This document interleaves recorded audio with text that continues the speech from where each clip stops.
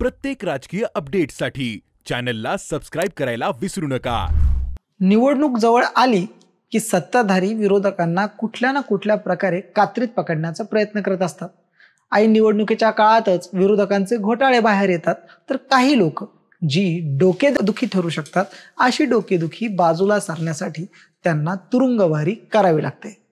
सध्या महाराष्ट्रामध्ये युतीचं सरकार आहे। राष्ट्रवादी अजित पवार गट, शिवसेना शिंदे गट आणि भारतीय जनता पक्ष असे 3 पक्ष सत्तेत आहेत। हे पक्ष सत्तेत असताना विरोधकांना सुद्धा डोकेदुखी वाढलेली आपल्याला पाहायला मिळते, कारण विरोधकातील काही चेहरे असे आहेत जे वारंवार सरकारवर खालच्या पातळीवर जाऊन सुद्धा टीका करताना पाहायला मिळतात। या सगळ्या चेहऱ्यांपैकी काही चेहऱ्यांना निवडणुका आधी तुरुंगवारी जर घडवली तर त्यांचा आवाज शांत होईल असंच काहींना वाटतं, आणि म्हणूनच निवडणुकीआधी शिवसेना उद्धव बाळासाहेब ठाकरे गटाच्या 2 नेत्यांना कदाचित तुरुंगात जावं लागू शकतं।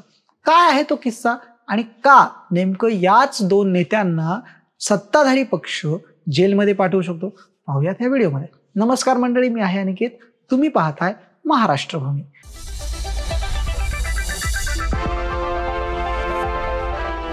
गेल्या काही दिवसांपासून राजकारणामध्ये राजकीय चिखलफेक मोठ्या प्रमाणावर होताना आपण पाहतोय।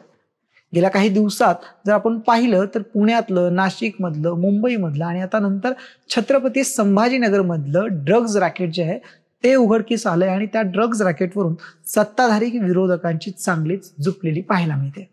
ललित पाटील प्रकरणामध्ये सत्ताधाऱ्यांवर तोंडसुख घेण्याचं काम विरोधकांकडनं होतंय, आणि यामध्ये अग्रस्थानी आहेत 2 नावं। त्यातलं पहिलं नाव म्हणजे खासदार संजय राऊत आणि दुसरं म्हणजे शिवसेनेच्या उपनेत्या सुषमा अंधारे।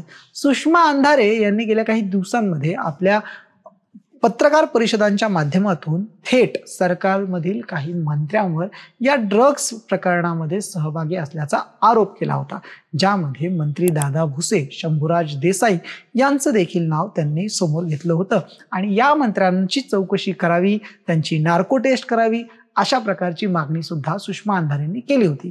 ड्रग्ज तस्कर असलेल्या ललित पाटील या व्यक्तीशी या दोन्ही मंत्र्यांचे जवळचे संबंध असल्याचा आरोप सुद्धा सुषमा अंधारेंनी केलेला आपण पाहायला मिळाला। या विरोधात सुषमा अंधारेंच्या विरोधात आबरू नुकसानीचा दावा दोन्ही मंत्र्यांनी ठोकला होता।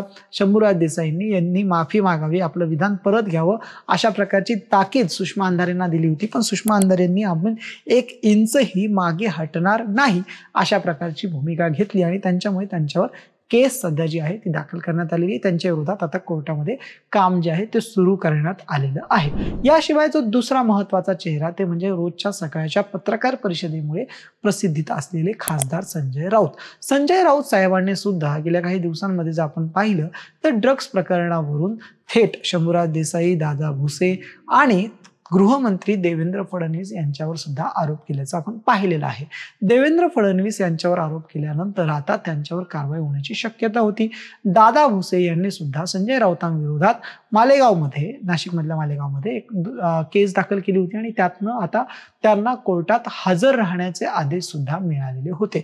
या सगळ्या प्रकरणामध्ये म्हणजे ड्रग्जचा जो प्रकरण आहे त्या प्रकरणाचा वापर करून मंत्र्यांवर केलेले आरोप जे आहे ते नाकारण्यासाठी, ते आरोप कसे चुकीचे आहेत हे दाखवण्यासाठी आता सत्ताधारी पक्षांकडून ऐन निवडणुकीच्या काळात जे 2 चेहरे वारंवार माध्यमांमध्ये असतात किंवा जे 2 चेहरे अतिशय आक्रमकपणे शिवसेना उद्धव बाळासाहेब ठाकरे गटाची बाजू माध्यमांसमोर आणि लोकांसमोर मांडत असतात, त्यांचाच आवाज दाबण्याचा प्रयत्न करण्यात येण्याची शक्यता आपल्याला नाकारता येत नाही। आणि म्हणूनच ऐन निवडणुकीच्या तोंडावर सुषमा अंधारे आणि शिवसेना उद्धव बाळासाहेब ठाकरे गटाचे नेते खासदार संजय राऊत यांना जेलवारी घडवली जाऊ शकते।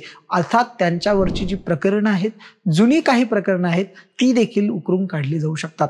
पत्राचाळ प्रकरणामध्ये काही दिवसांपूर्वी म्हणजे मागच्या वर्षी सुद्धा आपण पाहिलं तर संजय राऊतांना जेलमध्ये जावं लागलं होतं आणि ते जामिनावर बाहेर आलेले होते।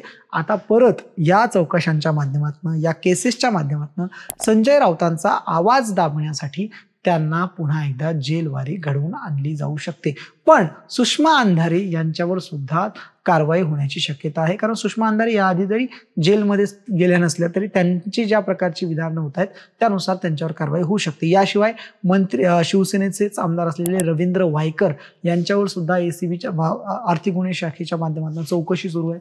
त्यांचं सुद्धा चौकशी चांगली होणार आहे असं दिसतंय. जयंत पाटील हे काही नेते आहेत राष्ट्रवादी शरद पवार गटाचे, त्यांच्यावर सुद्धा दबाव आणण्याचा प्रयत्न होतो आहे. रोहित पवारांच्या बारामती ॲग्रोवर मागे कारवाई झाली होती. अशा प्रकारे ऐन निवडणुकीच्या तोंडावर सत्ताधारी पक्षविरोधक गटातील काही नेत्यांवर ठराविक प्रमाणात जे सरकारविरोधात आवाज उठवतात त्यांच्यावर कारवाई करण्याची शक्यता आहे. आणि ठाकरेंचे जे 2 मुख्य शिलेदार आहेत सुषमा अंधारे आणि संजय राऊत, या दोघांना निवडणुकीच्या तोंडावर जेलवारी होऊ शकते. याबद्दल तुम्हाला काय वाटतं? आम्हाला कमेंट करून तुमचं मत नक्की कळवा. धन्यवाद.